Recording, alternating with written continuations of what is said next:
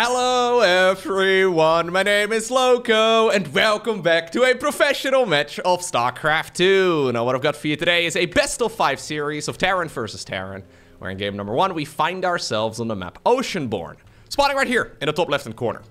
Playing with the red SCVs, we have none other than the Gumi God, and his opponent, by many considered to be one of the greatest, if not the greatest StarCraft 2 players in the world. We're looking at none other than Maru's main command center.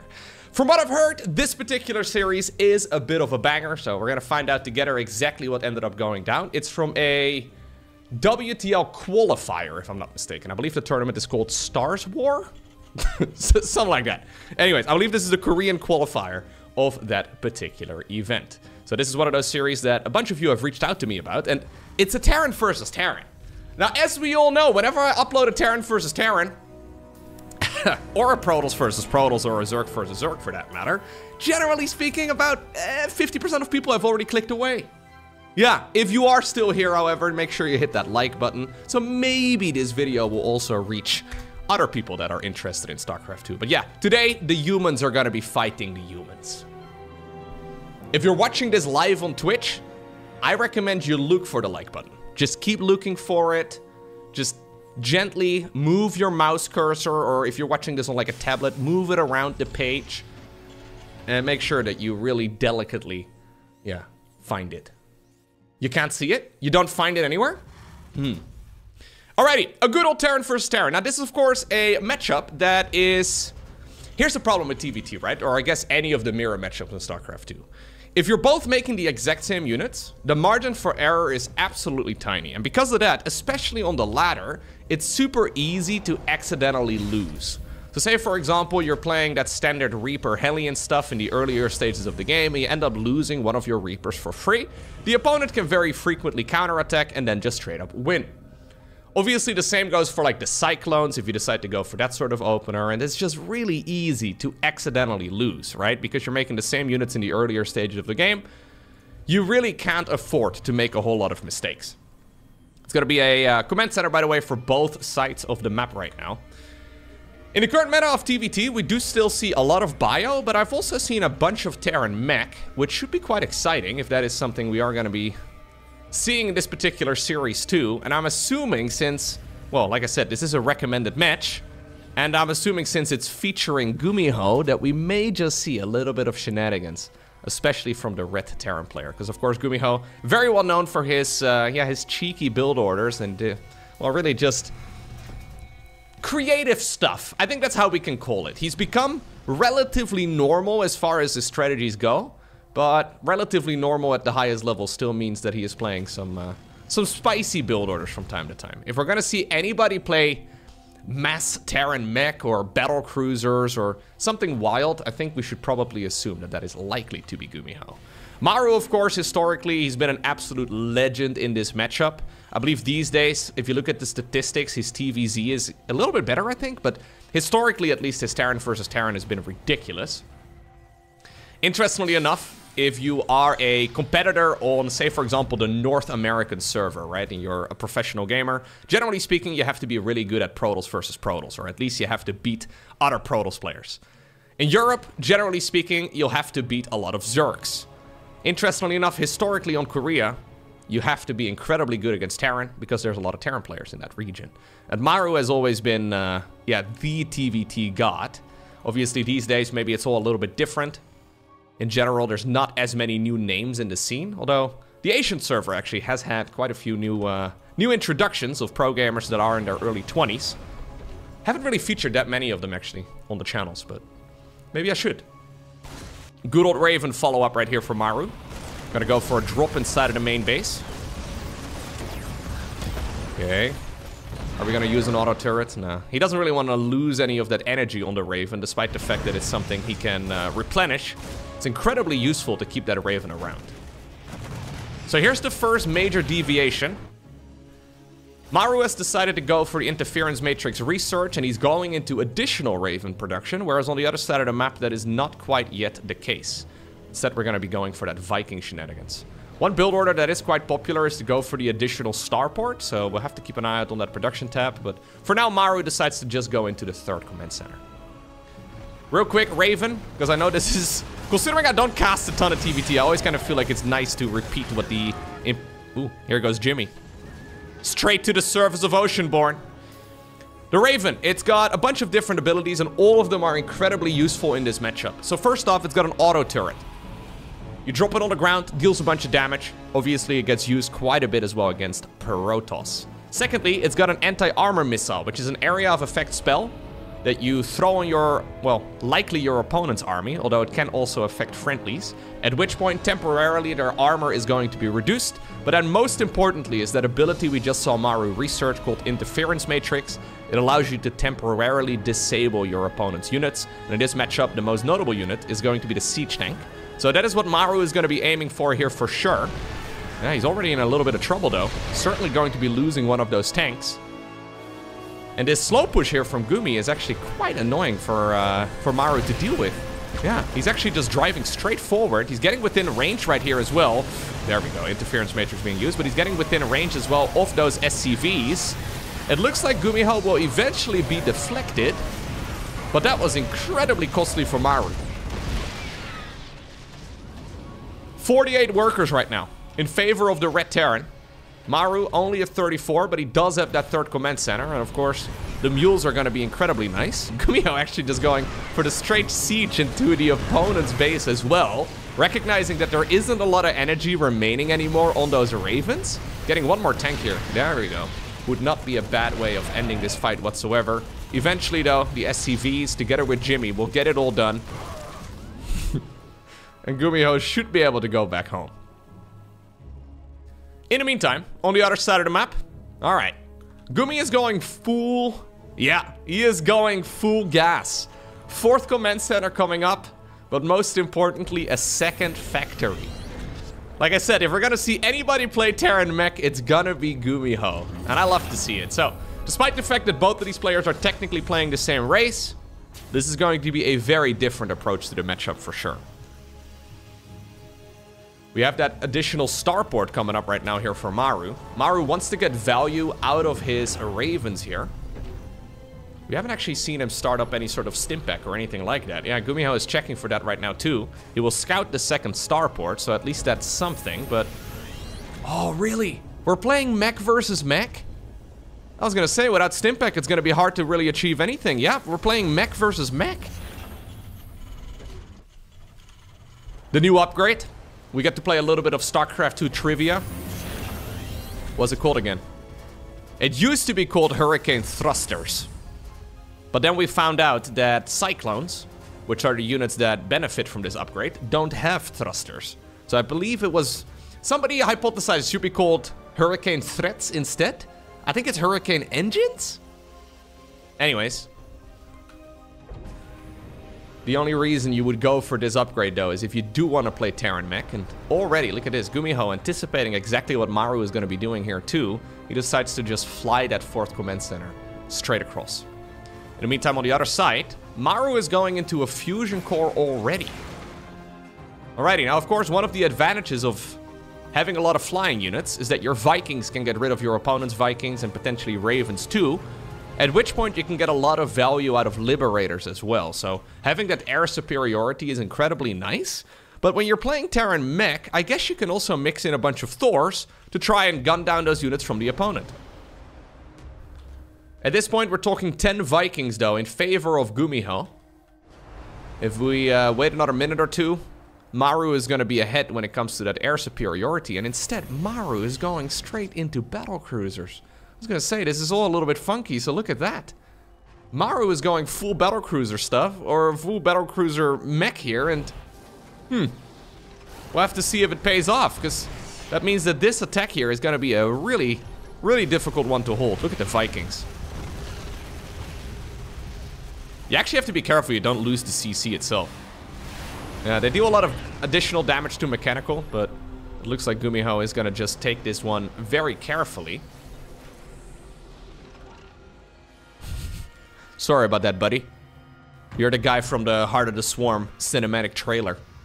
There's no Ultralisk over here. But he would have landed if there was one. Okay, so what exactly are we gonna use the one battlecruiser for, Maru? Problem is, battlecruisers are incredibly expensive, and Maru is already up with his back against the wall. He is going to be able to survive, so that's nice, I guess. But it's not really a situation where we can just jump this one across the map and get a bunch of damage done, right? Because we know that the opponent has a whole load of Vikings, and it's an upgrade or an ability that does have a very, very long cooldown. Yep, so we're just playing macro battlecruisers? This is effectively full Sky Terran, by the way, here from Maru. So rather than going for 5 factories, which is what GuMiho has done, 5 factories, 1 starport, Maru has gone 2 factory, 2 starport.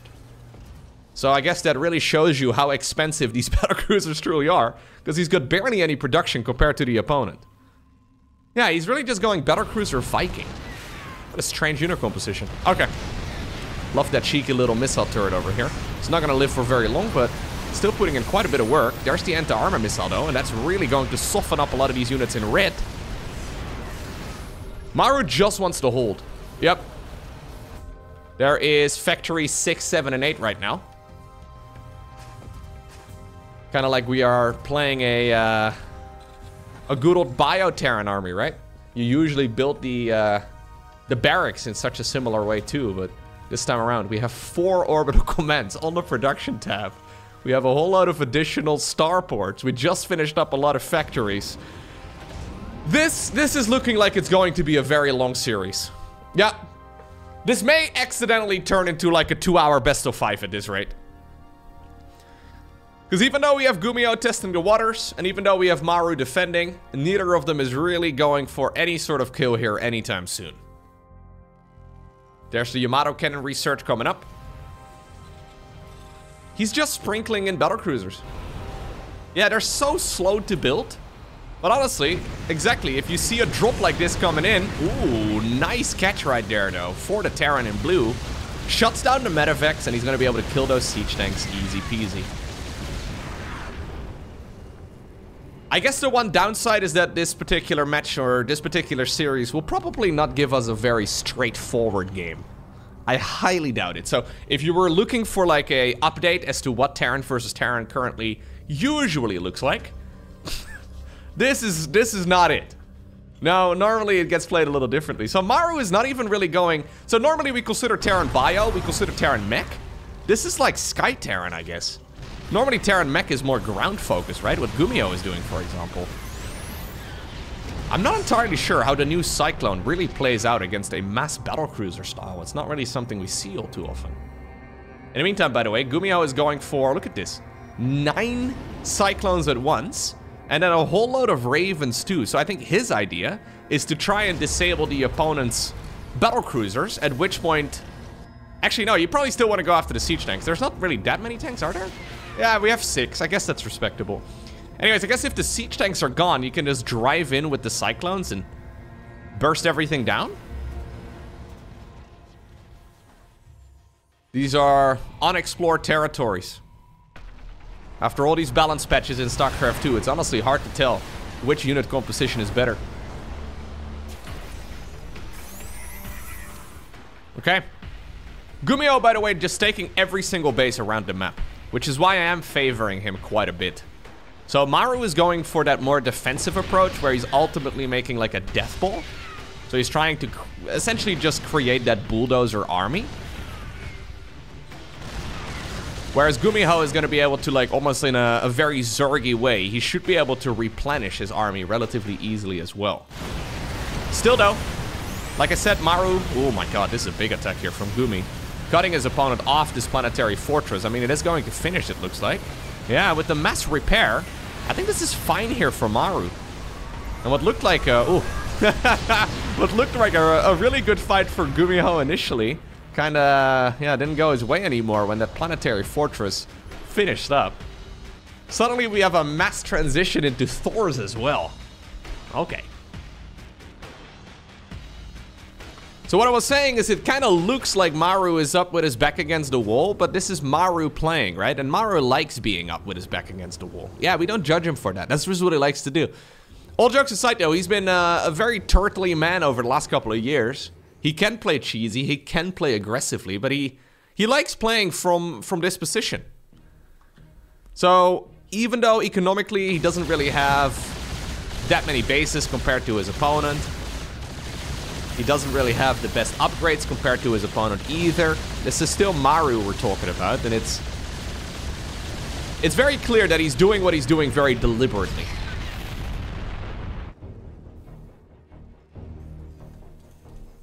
Full Sky Terran upgrades as well, by the way. There's another starport coming up, so yeah. We're still on just 2 factories, and he's going 5 starports. Actually, 5 starports. Just starports, really. I think everybody is really familiar with Sky Toss. Sky Terran, occasionally played, but obviously very powerful. Honestly, I'm a little afraid for GuMiho when this Terran army in blue starts moving across the map. As you can see, Maru here, happy to just continue playing this slow, methodical game, but in a straight-up fight, these Cyclones are just gonna get destroyed, won't they? It kind of depends, I guess, on what the Ravens do. Maru trying to hit a 2-2 ship weapons and vehicle plating timing attack. All right. Well, let's have a look.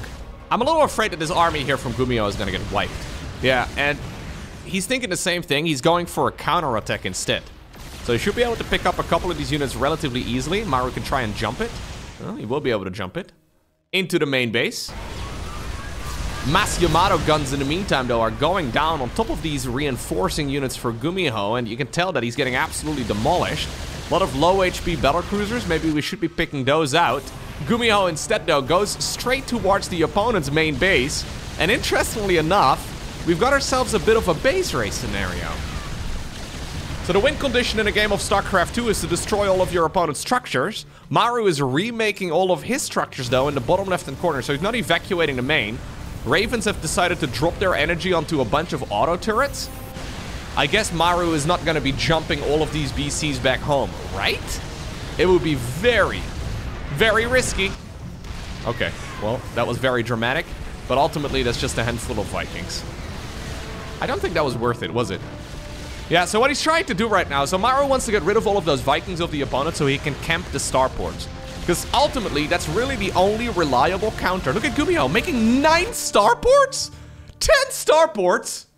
I've never seen 10 starports on a production tab before. He's camping the starports right here. So the opponent can't make Vikings to counter the battlecruisers. I think Maru had more BCs here than GuMiho realized. Those Cyclones absolutely did nothing against them. It seems like the Thors also were a pretty poor choice. So you're kind of forced to make Vikings of your own. And as long as Maru can camp all of that Viking production, he should ultimately win the game. In the meantime, we have the unsieged tanks, the unsieged siege tanks, rolling around, killing whatever they can.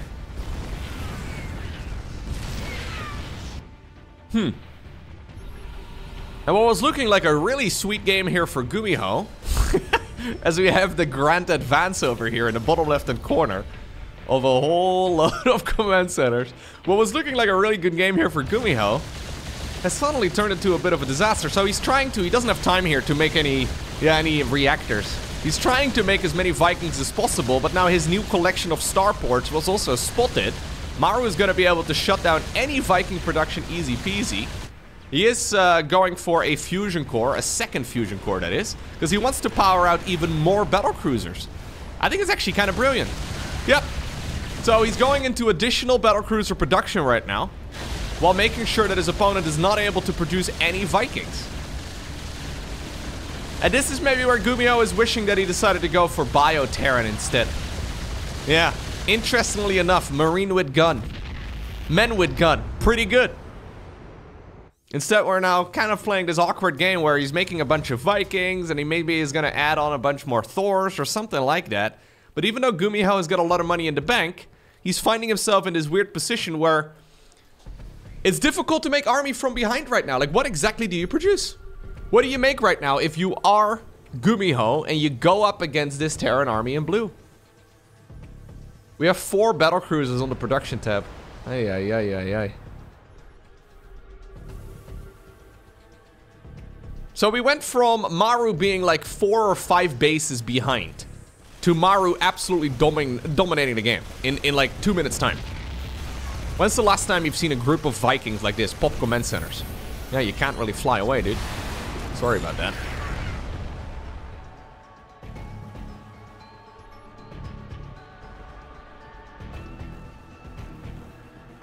You can kind of hear the gears turning right here in GuMiho's head. He's like, but this always wins. I've had so much money. I can do whatever I like. I can make whatever army unit I want. And then Maru goes full bulldozer through the center of the map. GuMiho recognizes he can't fight the army head on, so he goes for a counterattack. Probably expecting that Maru was going to be jumping those battlecruisers back home, but instead Maru decided to camp the Viking production, which is kind of sick. We're now going up to 18 battlecruisers.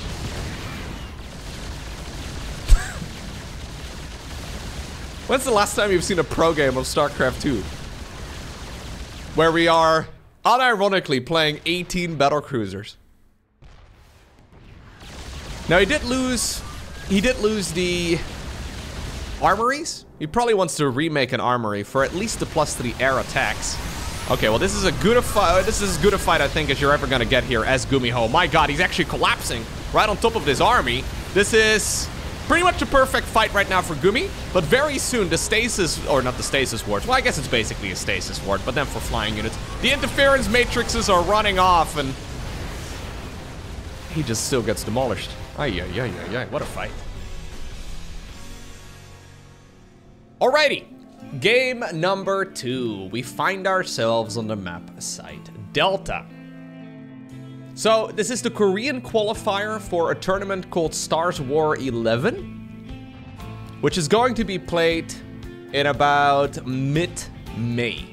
So this is a Korean qualifier for an offline tournament that will take place in China. So the qualifier has got a prize pool of about $700, but that's not really what these two are competing for. They're really competing for a seat to go to the main event, because that one has about a $25,000 prize pool, which is pretty sick. Apparently the tournament will be played over in Xi'an. Not exactly sure where that's located, but still pretty exciting. It's gotta suck though. When you play an event, you're like, huh, I've been doing pretty well so far. Who's my next opponent? It's Maru. As you probably know, Maru doesn't play in a ton of events. Generally speaking, Maru only... he signs up whenever the prize pool is bigger than like 10 grand. That seems to be the general gist of it. He could play in a lot of small cups and probably win the majority of them, but he simply does not. Not sure exactly what Maru usually does during the week, but I guess he just does his practice games, and every once in a while he signs up for the bigger events. That is pretty amazing, of course, but it does mean that we don't really get to see him play that much, but he looks so confident. Right? There's a certain confidence whenever you see Maru play. Like, GuMiho was trying his best in that previous game, and it really seemed like he knew what he was doing, but then Maru's like, wait a second, no. This is what you're doing right now, that's not what you're supposed to be doing. Let me show you how it's supposed to be done. And he's always had that for many, many years. There's only a handful of players, really. Honestly, I only think it's really Maru and Serral. But honestly, to a stronger extent, Maru. I've always felt like Maru is a very confident player, where he's just doing things that nobody else really does. Like when he first, especially in Terran vs. Zerg, started playing that turtle style, where he's just defending repeatedly over and over and over again, all the other Terrans in the world were like, oh, wait a second, this is what we're supposed to do? Like, we are supposed to just play defensively? Okay, I guess I'll go ahead and give that a try. And Maru found a lot of success playing that playstyle, but it took the other top-tier Terrans like a year to be able to mimic it. Eventually they got there, I suppose, but for the most part, it's still Maru who is better at that particular playstyle than anybody else.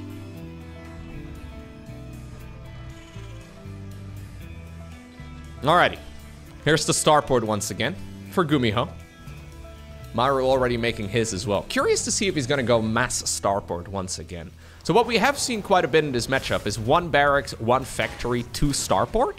So usually what you do is you make a load of Vikings, and then eventually you can transition towards Liberators, which is really strong in, like, how do we want to call it? Like the late early game or the early mid game? It's in that transitional phase, right before players really get a lot of army. It's in that transitional phase where those units are incredibly potent.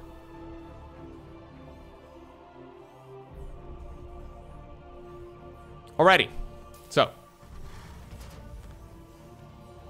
This is, of course, Site Delta. A map with a nice little ramp that leads down from the natural expansion towards the rest of the map. This used to be a standard feature on basically every map in the game, but I think right now it's only Site Delta actually that has that. Even though we have a 9-map map pool, unless I'm mistaken, I think Site Delta is the only map in the current map pool that's got it. For a little bit we had a map pool that had like 6 out of 7 maps that had a ramp like that, and it really did mess some of the matchups up quite a bit, especially for like a Protoss versus Protoss where you could always safely wall off there at the beginning. But it does definitely make defensive play a little bit easier in the earlier stages of the game. Now, both of these players just passed each other by. GuMiho is going across the map with all of his ground units and a medevac full of stuff. Same can be said right here for Maru. He did not bring a siege tank to this party. It's going to be 2 Reapers, a Hellion, as well as a Cyclone. Whereas on the other side of the map, yeah, GuMiho already found himself with a really lovely army. There's no interference matrix or anything like that this time around here for Maru, so auto turret is still nice. But that Raven is a very costly investment, and at this point, GuMiho is going to be able to deflect these units as well quite easily. Liking this position right here for Gumi quite a bit, forcing the liftoff for Maru. Now, I did, in a strange way, spoil myself a little bit, because I noticed that this replay has a very large file size. So it looks like this game is just about to end. But this is a proper replay file size, okay? So I don't think the game will end anytime soon. No, reinforcing Terra units are gonna show up, and those Cyclones really do make things easier. We have a Banshee on the back of this too right now, actually, for Maru. Have to keep an eye out on that. Decided to queue that up into somebody who's going Vikings. Let's see. Now, GuMiho just set all of his rally points towards the other side of the map. He did lose, obviously, quite a few SCVs himself, too. Ooh, didn't actually expect Maru was gonna meet that army down the ramp. Very dangerous decision. Yep. Even though Maru did mine a few minerals there on the low ground once again, GuMiho is still creating almost like a soft contain. That Banshee, by the way. Is this the reason why the game goes the distance? It might just be, because GuMiho is tightening the noose right now. Trying to get those siege tanks within range. How much damage can this guy do? Or this gal, I guess. Well, not much if you're gonna... Okay, we're not target firing anything. You do have to keep an eye out on it, though, because sometimes these Banshees just win you the game. If it's up to GuMiho, this game is going to end within the next couple of seconds. Okay, well, it's still 8 SCVs. Honestly, 8 SCVs is really good. A Viking did eventually show up. Maru, by the way, in the meantime, is making another command center, which is quite clever. Siege tank's currently on siege for just a moment. Auto turrets get popped down. One of the tanks immediately fell at the beginning of that fight. Terra units in blue very spread out to mitigate as much of that splash damage as possible. And it looks like Maru will be able to stabilize. I think it's actually really cool that during all of this, Maru realized, okay, the only way I'm going to be able to get back into this game economically is by making another command center. So in the middle of all of that chaos, he snuck out that Banshee and he made another command center. That's a big deal. Because that CC is substantially earlier than his opponent. GuMiho only just now started one up. And then, obviously, you can make use of the mules, right? So economically speaking, I mean, right now we have a very steep advantage here for the Gumi God. But as soon as that third mule lands, and as soon as the SCVs get rebuilt, I think life is going to be quite manageable, actually, for Maru.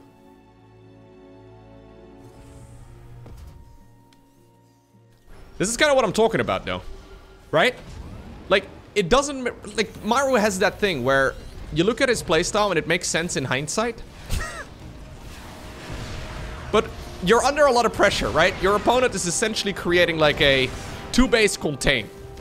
And you're like, you know what I need? Another command center. Like, that is the last thing you would normally need.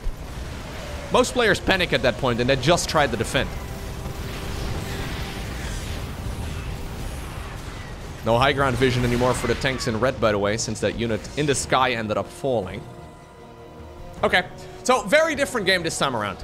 We go from mech versus Sky Terran. into bio versus bio. This is looking more like a quote-unquote normal game of TVT. Yeah. Obviously, the reason why this game is allowed to continue, though, is that, well, GuMiho miscontrolled a bunch. It is very easy to accidentally lose a bunch of your stuff. Look at the cost efficiency right here, right? And obviously, that one Banshee, killing 8 SCVs is actually super significant. If GuMiho was sitting at close to 60 workers this entire time, I think this game would have looked very different as well. So even though that Banshee is super dead, she will not be forgotten. Auto turret should be fine. Yeah. GuMiho is going to lift up and get on out of there again in a moment. But he wants to waste some more energy if he can. Waste some more energy on those Ravens. Jimmy did not like that too much. Alrighty. So, 9 minutes in. Supply counts are pretty much dead even.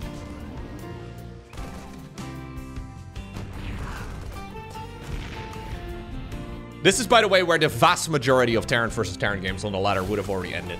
It is very obvious, right, that like the margin for mistakes here is tiny. You're pretty much always by, you're always hanging on by a razor's edge. And the weird thing about TVT, or I guess Terran in general, is that you can make anything from a Marine all the way up to a battlecruiser by like minute 5. And essentially every Terran unit has its place in this matchup. Because you can create so much variety, though, it's very difficult to play properly. Maru now actually feeling like he may actually have a bit of an edge. He's got to be careful, though, because Stimpack... Oh, it's actually already done for him. Okay, I was going to say, it's got to finish up in just a moment here for GuMiho. Thought for a second Maru cancelled his, but he already finished it. 1-1 upgrades here. Almost done. I love this matchup, actually. It's just so complex. If you look at like a Protoss versus Protoss and you haven't seen it in a while, you're like, oh yeah, Blink Stalkers. Okay, I understand that. But there's a lot of depth to every single unit here that players make. And it's so easy to mess up. Sorry, I'm too curious. What did we say? His PC is down. Let's wait 40 seconds. Okay, I think one of the observers or something disconnected for a little bit. I always have to check the in-game chat. You know, I got to. I know some of you must be curious too.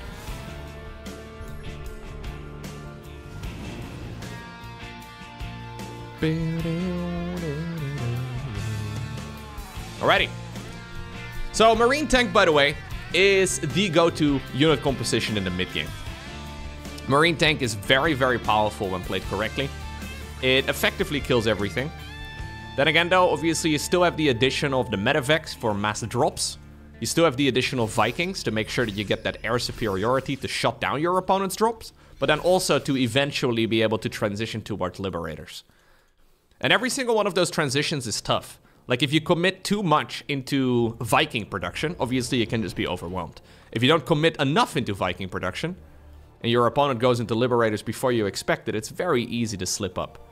If you don't pay attention at all and you find yourself falling behind and you go up against a sudden drop that you didn't expect, it can also change the tide of battle really quickly.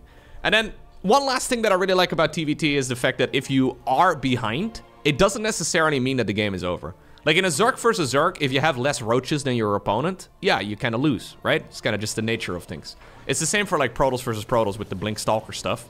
If you find yourself with 3 less Stalkers than your opponent, it's basically over. But siege tanks make it very difficult for your opponent to attack into, right? So even when you do find yourself like 30 supply behind, like Maru is right now, you don't really find yourself in a spot where you just have to give up. We have, by the way, a second factory here coming from Maru, and then additional starports too. So we have to keep an eye out on exactly what's building here for Maru, because the supply count was pretty much even a little bit ago, but he's decided to invest into a lot of additional tech. So he probably deems his current setup to be defensive enough that he can just hold whatever. And that is a little bit of a dangerous mindset, though. Yeah, so 2 siege tanks coming up here, loads of Marines. 2-2 just about to finish up for both. Slight advantage in that regard for Gumi, but not by all too much.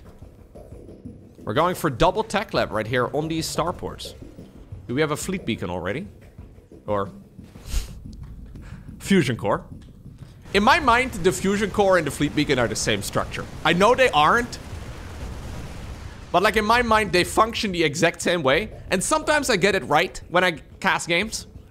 It's about a 50% chance, really. Sometimes I don't. I usually don't realize it, though, until a little bit later. Yeah, he's gonna make that transition towards Mass Raven here. Fair enough.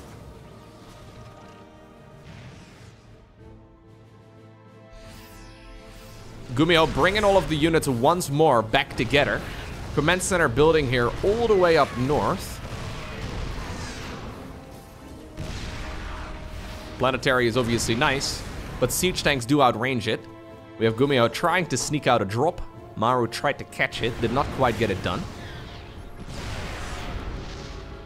Very low Viking counts, by the way, for both players. So this is really just Marine siege tank medevac right here for Gumi. Oh, careful, careful, careful, Gumi! Oh, God, okay. Well. That is, yeah, gonna make life a little harder, huh? Casual 20 supply down the drain. You gotta be so cautious here. He needs to at least kill this command center, but I'm a little afraid that GuMiho is overcommitting when it comes to killing the CC. There's a lot of Raven energy at this point, and those Ravens can disable pretty much all of the tanks. Maru, apparently not too worried about all of this. There's really only one tank in range right now, I guess. Or, well, there's a couple more, but like one range of this clump over here in range of the planetary. So the CC won't die too quickly. Here's the Liberators. And now he goes in. Liberator siege up, immediately forces the unsiege on all of those tanks in red. Brilliant play right here by Maru. I mean, I've been fanboying over Maru for a while now. But one more thing I want to highlight is the man's patience. That is one of my personal biggest weaknesses when playing StarCraft. I've been trying to work on my patience for about a decade. I usually jump the gun in any fight. Yeah, sorry lads, I don't think you guys are gonna be able to win that fight. The Libs should be coming back home eventually to kill all of that. Okay, now Maru feels like he may just, okay, have the superior numbers. That being said though, Concave there, much better for Gumi. SCVs pulled away as well from their mineral lines. SCVs, okay, will be killed. Marines trying to get on top of the tanks. Auto turret drops right in front of it. And you know what? After cleaning up all of those units, GuMiho actually did kill the planetary fortress. That's a very funky scenario. Maru spent so much time trying to kill that planetary fortress. He was being so patient. And then the two tanks over here. Look at these guys. Massive smiles. Yeah, they feel real smug. They watched like 100 Terran units in red die. But they ultimately finished the job that they were assigned to. I don't love this unit composition that GuMiho is cooking up, though. I've got a feeling he could just transition into something a little bit better. Because this is it's like an extended mid-game army, you know? It's like sticking around to Roach Ravager for the entirety of the game. And it's like, yeah, it kind of works. Sort of. What we saw in the previous game is a real possibility once again that Maru is going to be producing that Death Bowl army, and that it's going to be incredibly difficult for the Gumi God to actually hold. Maru's economy is definitely good enough for it. Now, obviously, GuMiho in the meantime is transitioning towards additional CCs himself. So at this point, he does have, yeah, additional orbital commands and planetaries compared to his opponent. He may have the economical advantage, but what about the army? 11 siege tanks, by the way, here as well for Maru, which is not to be underestimated. Okay. Vikings in blue trying to hunt as many of those medevacs as they can. We do have additional reactors, but GuMiho is just gonna go mass marine. Yeah, he is not gonna transition away from the units that he's producing right now. He's thinking about maybe dropping the tanks, but that is not a good plan at all. Look at how much value those Ravens are creating right now. They're rarely used in the other matchups, but they're so incredibly good. He's just going mass marine, so he's just added on even more reactors and even more marine production. Okay. 8 Rex. Mass Marine. It's a bold move. We do have a little bit of a counter-attack, though, which is kind of fun, because this is a much more nimble army here that GuMiho is producing compared to Maru. And he somehow, some way, managed to cut his opponent off. He's sieging up over here, and he's killing so many SCVs. I mean, these units will all die. Yeah, I don't know if they realized it was a one-way trip towards the other side of the map, but they will certainly all fall. But they dragged that entire army from Maru back home. Plus, they killed 21 SCVs in the process. And like I pointed out, GuMiho already had a mass economy. Even after losing a bunch of his workers, he still has plenty left over, and he's still able to just continue massing units. So, in a very strange way, it's just like the previous game. GuMiho is playing Zerg, Maru is playing Terran. He's just playing Zerg with the Terran units. I'm just gonna say, if I had to be a Marine in either of these two players' armies, I would definitely be a Marine in Maru's army. Okay, if I could choose. GuMiho is just throwing them away. Okay, well, he is catching a bunch of siege tanks once again. Not bad. Okay, we have a large group of units as well, gathering on the right side of the map. GuMiho obviously always able to just go for the full-on counter instead. Yeah, he doesn't really need to fight the army. He's really just trying to slow it down, and look at that. That entire group of units has managed to drag the entirety of the army of Maru back home. It's difficult for Maru with this bulldozer approach to really split up his forces, right? Because if he leaves siege tanks behind for the base defense, his main push is not going to be nearly as strong. And that's exactly the weakness that GuMiho here is exploiting. So, he's got a couple planetaries, sure, on his most exposed bases, or at least the bases that were exposed earlier, but he's really just going mass orbital command everywhere. So, economically speaking, look at that. It's been GuMi who's been leading in that department. It's so easy, though, for GuMiho to accidentally stim into one too many siege tanks. We've seen that many, many times where you're like, oh, I got this. Stim pack, run. And then it's an absolute bloodbath.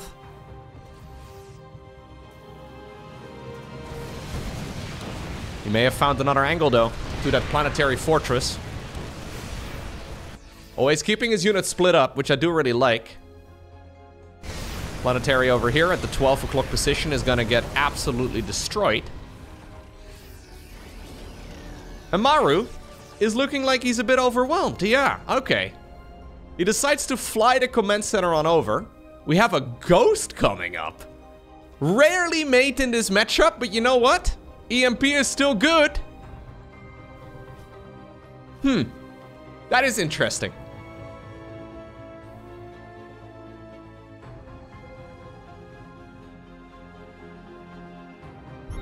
If he hits one big EMP on those clumped up ravens, this game becomes a lot more manageable for GuMiho, as far as like a straight up fight goes. Obviously, the game has been going quite well for him. It's been going about as good as it could. Keep in mind, ravens are, of course, also detectors. Oh, he's even got a nuke coming. This is one hell of a series, actually. Maru, once again, with the superior army, but the inferior economy. And GuMiho is running circles around him. I think a nuke would actually be a really fun addition. I figured it was for EMPs, but maybe he's just making it for nukes. That'd be crazy, but... I don't think he's really planning on fighting the army head on, unless he finds that all of the opponent's tanks are unsieged or something like that. Ooh, love those anti-armor missiles. Wonderful Raven control right there by Maru. And this makes such a tremendous difference. In the meantime, though, there is another push up north. That orbital command, the old main base, the command center that Maru started off with, also gets destroyed, and together with it, 21 additional SCVs go down. That main fight, though, was fantastic for Maru.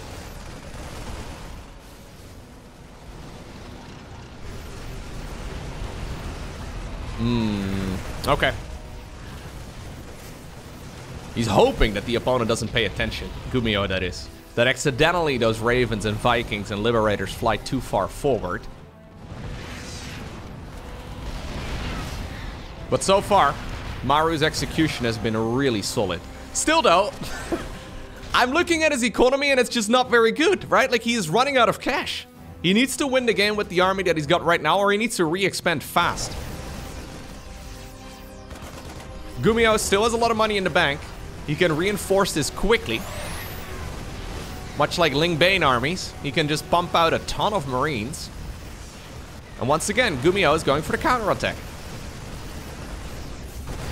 I do think that the main base, though, might be in some trouble. How many tanks are still available for Maru? Yeah, it's 12. Now there's a tactical nuke as well, by the way. I don't know where the ghost is. Oh, they're actually both in the main.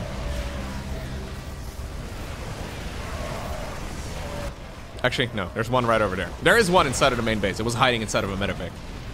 Okay, hear me out, Gumi. Nuke from the low ground. Oh, he's thinking about it. Okay, well, that guy's super dead. In the meantime, though, there's a lot of other units that are super dead inside of the main base. He's bleeding out so many marines. But it looks like he's starting to stabilize, at least somewhat. Yeah, it's time to stop producing over here, Gumi. You're just sending units to their deaths right now. He's like, but I've got money! I can keep making marines! I'm not really afraid of anything! I think he should be a little afraid. Now we're going mass mech. Okay. Apparently this is the time that Gumi goes for a transition towards other units. I find that a dangerous choice. Yep, he is just giving up on the entirety of the main. And he's gonna try and reproduce. Maru, in the meantime, by the way, only has 1 base worth of mining. Yeah, and this really tells us the story of this game. GuMiho has effectively been ahead economically for 20 minutes.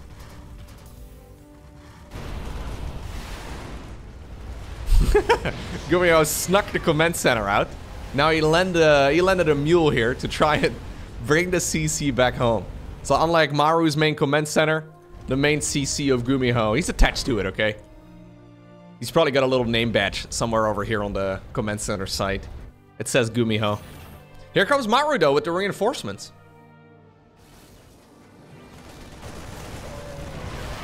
I'm not gonna lie, I thought Maru was dead about 7 times in this game.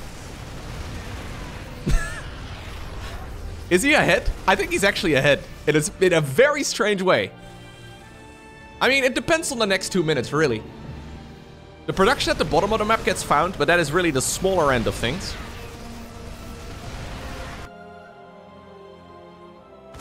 Main thing is that Maru's army is phenomenal. It is much bigger than the opponent's. But at the same time, GuMiho has a large bank, and all of his production is in the top right-hand corner. A very far distance from where Maru is currently at. Has Maru seen this? No. If he had a scan available for that location on the map, I think he would make a dive for it, but he may just actually be reading the game here.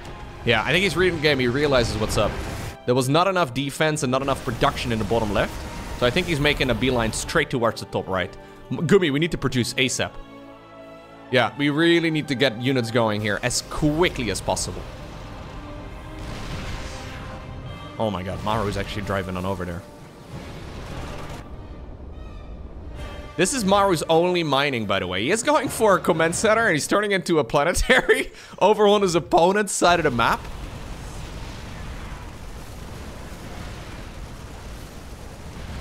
Once again, GuMiho has a load of resources, but he does not seem to have the army to beat his opponent.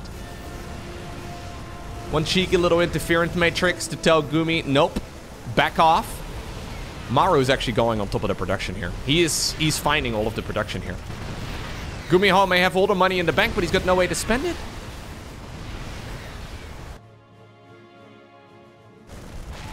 He's trying his best to see if he can potentially win the game by just destroying all of his opponent's structures, but look at Maru. My god, Maru, you are so dead in this game. Again, we had like 9 bases versus what felt like 3.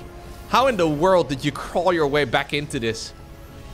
Well, obviously you had the better army, right? But just the decision making when things get very hectic is ridiculous. Oh my god.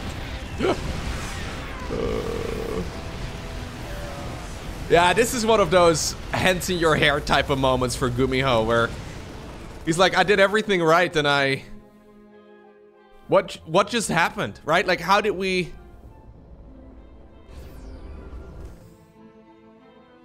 He finds this base, by the way. Maru did finish the planetary over here. He's been supply blocked for what seems to be about a while. He's making 6 supply depots over here. He's dead. GuMiho can't win. He can't win this. There's no way. This is basically his entire army. The only income that he's got right now, he's making a command center over there because he's got so much money, but it doesn't matter. He's got 1 barracks in the main base. Maybe he can still somehow get back into this. He really needs to get his crisis management under control, though. Oh my god. Oh, he's chasing down medevacs.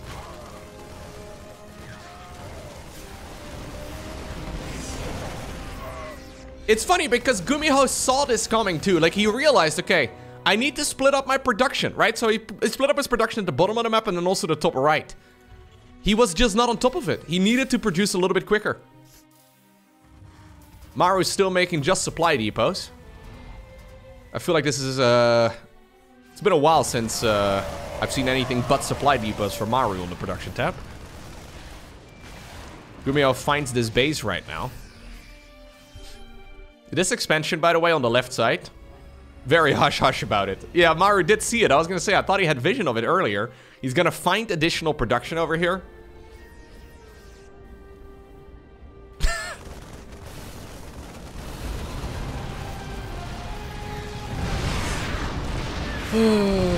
He's split up very far, though, and this army here from Maru is not quick.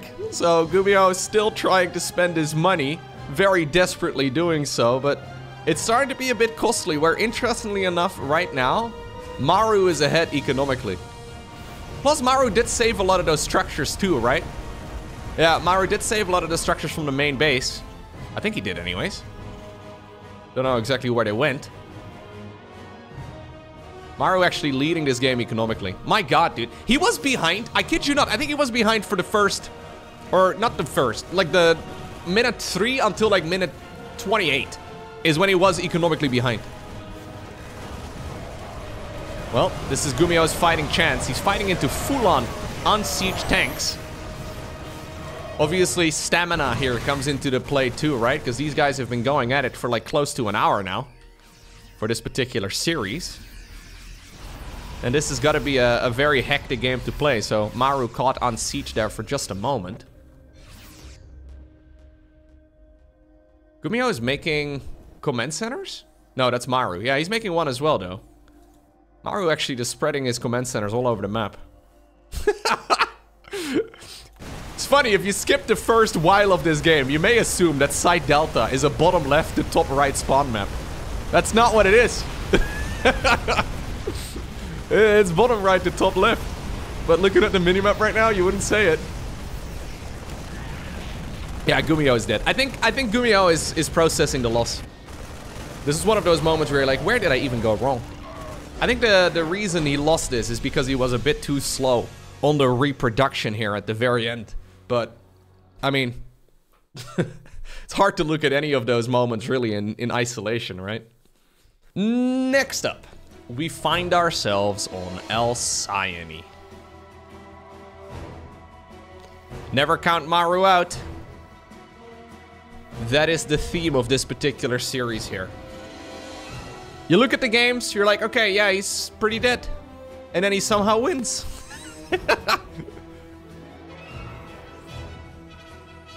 Maru is like your stereotypical anime protagonist. He only powers up when he's, you know, he's behind. He likes getting smacked in the face first, apparently. And then eventually we're like, okay, yeah, now we're actually playing.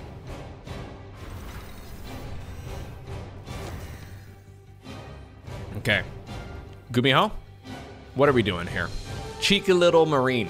Or factory, rather. No, what's it called? Barracks, there you go. I've played this game. I know the structure names, I promise. I don't normally confuse factories and barracks, though. That's a first. Barracks coming up right here for Gumi. So he wants to be the aggressor right at the very start. Keep in mind that GuMiho was, well, incredibly close to winning the game in the first couple minutes. Like, Maru survived, but only just barely. So I think GuMiho is thinking, yo, if I just play a little bit more aggressively, and we just, yeah, pedal to the metal, right? We just go all the way with hyper-aggression right from the very start. There's a very good chance that I can avoid playing those strange late games, because they do seem to be quite difficult.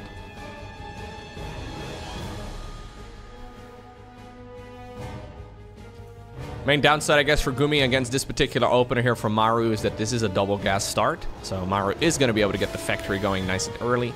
No cheeky command center or anything along those lines on the low ground. That is, of course, a bit greedy, but that is something that GuMiho would love to play against. Maru does need to be careful that he does not accidentally find himself caught way out of the main base. Maru still has not seen the barracks. Obviously, Maru's follow-up here is going to be into a Hellion. Oh, careful. Don't lose the Reaper. Okay, quick reaction right there by the blue Terran. Now he's dragging this unit composition here all the way towards the top left-hand corner. In the meantime, he starts a CC on the low ground. My god, Maru. At least build it over here and then fly it. He's like, no. Don't worry about it, buddy. Man starts up a command center in the middle of the opponent's army. Alright, well, ultimately, Maru's Reaper did get chased all the way down. But you know what? Now there's a Hellion out. Second Hellion will be coming in a moment. You can go into a Cyclone, of course, as well these days. The micro still has to be on point, though. Don't count those Reapers out.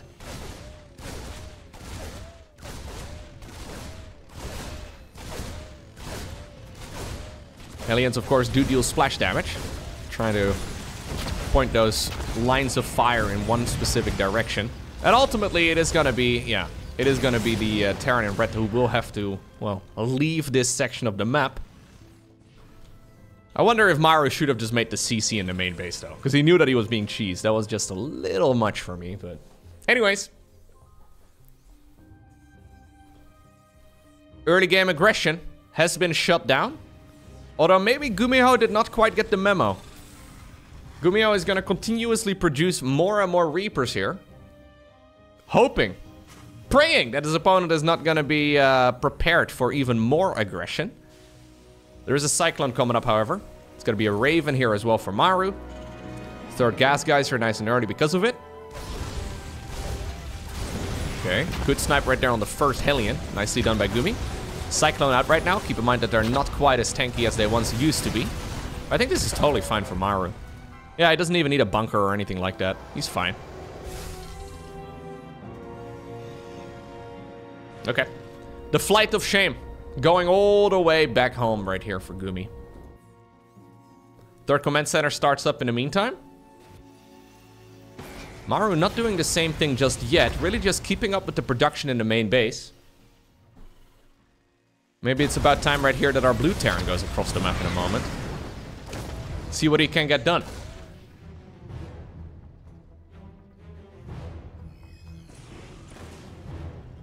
Okay. Interference Matrix once again here for Maru. Interference Matrix, oh, this time around here as well for Gumi. So would you call this early game a success for GuMiho? It's like, yeah, whatever. It's okay, I guess. It's made the game a little bit weird. Main advantage is the timing on the third command center. That one is substantially earlier compared to his opponent. And obviously that is a big deal. But this hasn't been the cheapest early game either, right? Losing 8 Reapers, they're certainly a relatively cheap unit, but at this point in the game it has been quite costly. And I think income-wise this is not a bad situation for Maru, really. Despite the fact that there is, of course, a third CC done right now for Gumi. Maru should be able to match that because he does have a few more SCVs. Economically speaking, it's pretty much the same. Main advantage here for Maru is that he just got better units. So those Ravens are fantastic. The Siege Tank is really good as well. Second Siege Tank, third one starts up immediately. Interference Matrix is available though here for Gumi as well. I think that's the first time we see him having that in the series, isn't it? Stimpack coming up here for Gumi. We will see a bio transition as well for Maru in just a moment.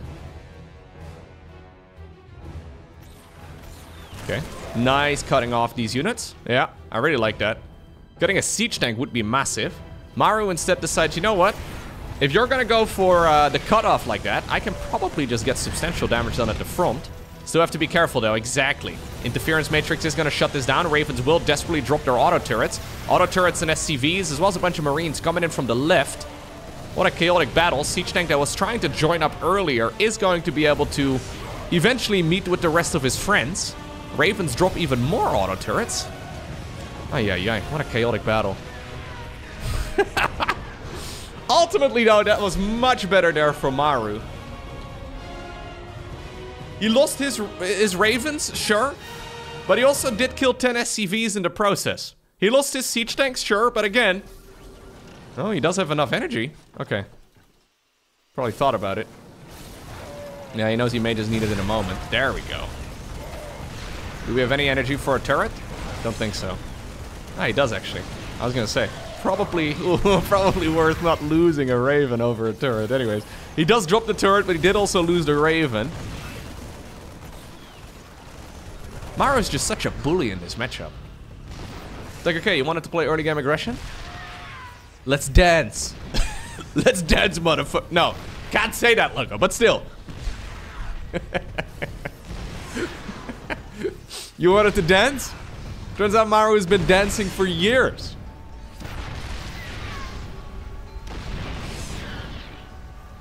My family-friendly show almost ruined. There's gotta be at least one person watching this on the living room television with kids running around. No worries, your spouse isn't gonna shout at you. I wasn't gonna say I wasn't gonna say that anyways. Don't worry about it. This is a problem though, Gumi. You're gonna have to clean this up somehow. And I think the only way you're gonna clean it up is by pulling the boys, because I don't see a Liberator anytime soon. I also don't see a Raven, though, to shut down any of the siege tanks. Oh, we're not gonna pull the boys? That's an ambitious play. Yeah, he knows he can't really afford losing the boys, but at the same time, he also can't, you know, not win this fight. Okay, maybe he's gonna be okay in the end. Reinforcing units, though, do show up for Maru, and now the Marines are gonna have 1-1, which is not to be underestimated.